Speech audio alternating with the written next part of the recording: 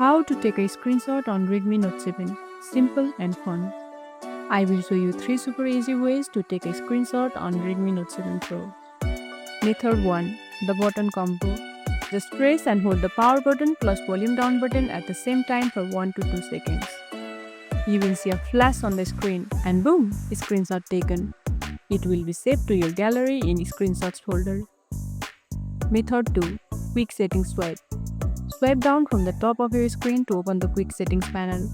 Now tap the screenshot icon. It looks like a square or scissors. Done. It captures the screen instantly. Method 3. Finger swipe. Use 3 fingers and swipe down on the screen. And that's it. Quick, stylish and no buttons. And that's it. Now you know how to screenshot like a pro on your Redmi Note 7. If you found this tutorial helpful, don't forget to like this video, subscribe and tap the bell icon so you never miss an update. See you in the next one.